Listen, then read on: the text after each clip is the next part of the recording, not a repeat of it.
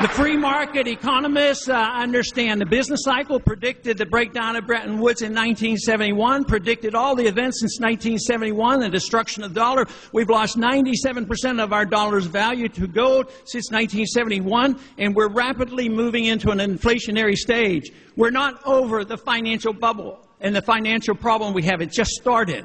What I believe will happen, I hope I'm absolutely wrong on this, but as time goes on, we are going to work our way into a situation that is going to combine the vicious downturn of the 1930s with the vicious upturn of prices and inflation of 1970s. That will be very devastating, and that will indeed be a threat to all our liberties and institutions.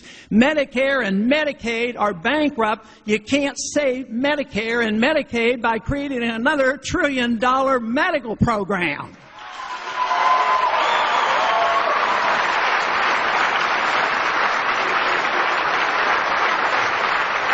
In the 1930s, they had a Pecora Commission, a similar commission. They came up with the conclusion, the problem was they followed the gold standards, which they did not, and they also didn't have enough regulations, which we already then had too many. So what did they do in the 30s? They got rid of the gold standard and piled on. That's when they introduced these SEC and all the other programs and prolonged the Depression. That's exactly what we're doing. The conclusion of all this looks like it's going to be a lot more regulations. I'm for regulations, but the number one regulation is to regulate the Federal Reserve System is what we need to regulate.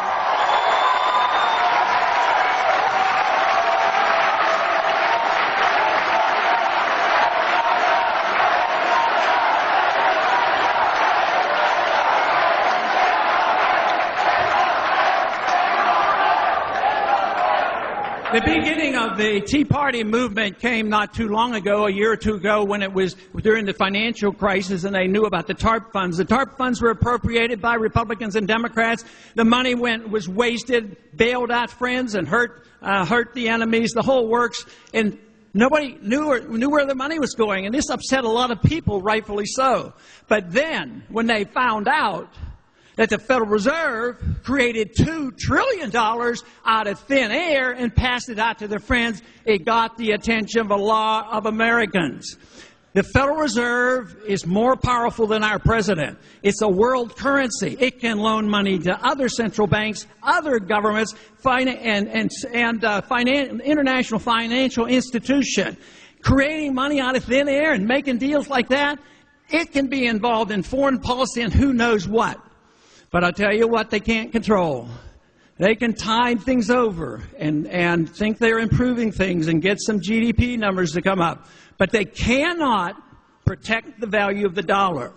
That is what you need to watch, and that will be a consequence of excessive government. That is what destroys nations. That's what destroys republics. And it is indeed up to us as the party right now of limited government and preaches limited government. But you can't be for limited government halfway and reject it on the other way. The whole way has to be limited government.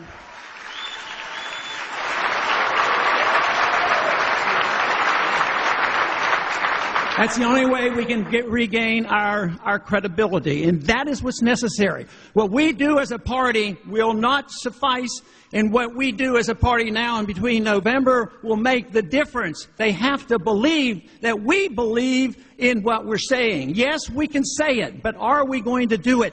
That is why we have people drifting outside the party, and if you want the people back in, and if you want the young people of this country, you better look at these viewpoints.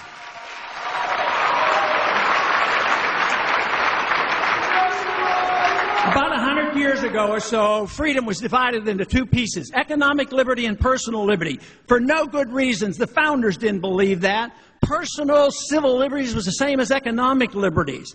If you believe in civil liberties for personal choices, you ought to believe in economic choices as well. We need to put that back together. It makes sense. It makes sense to the young people that I talk to. Let me tell you, there's a revolution on the college campuses right now.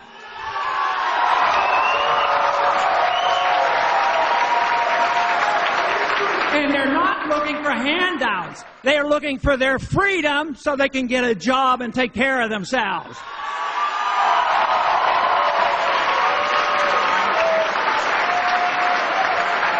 The ultimate goal of all our political action should be to strive for liberty. That is what I'm dedicated to. I've been doing it for a lot of years. And there's a lot more interest right now, mainly because the country is in trouble. But our goal should be for seeking liberty. Now, why do we seek liberty? Well, the purpose of a free society is for we as individuals to be responsible for ourselves, to take care of ourselves financially and take care of our families. But it's also there to seek excellence and virtue. That should be the ultimate goal of what we are as individuals. And if you have an authoritarian government, for whatever reason, if you only pick off a little bit of it and somebody else picks off a little bit, pretty soon it's a total authoritarian government. And that is what we're approaching. We don't have our privacy. We have intrusion on government in everything that we do. And if we allow the government to take over this role, which should be personal, if we allow the government to promote economic equality, which the liberal do-gooders want. Oh, yes, injustices, we got to take care of it, and we'll do it, and this is going to make the economy better, and everybody, it'll be fair and equal to everybody. Well, we know, everybody in this audience knows, socialism fails. It might make them equal, but they're going to all be equally poor.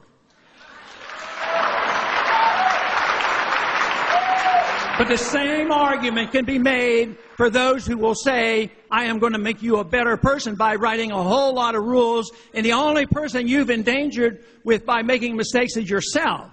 Governments can't do that. Governments can't protect you from yourself, and that's what we're trying to do. And I would say, give up on it. Why don't we look to the rules and regulations that we have been given? They've been written down. It was the best document ever written. It's just too bad we don't ever follow it.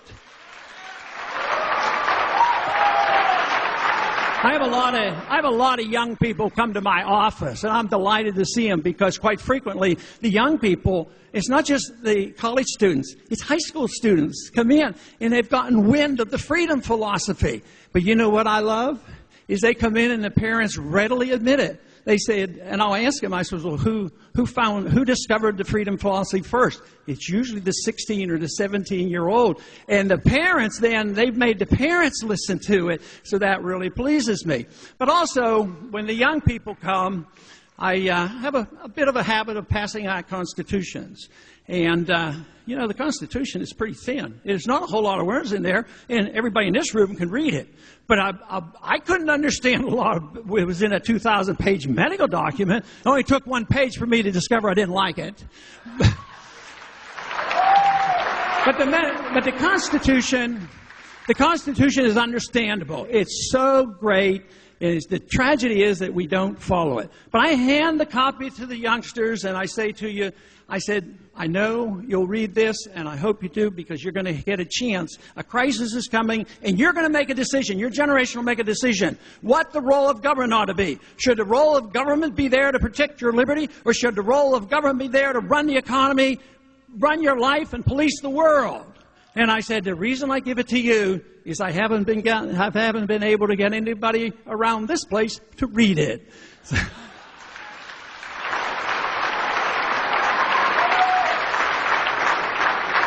Now, I know a lot of people in here do a lot of thinking for themselves, but H.L. Mencken said the most dangerous man to government, and we are complaining about our government too big, is the man who thinks things out for himself or herself.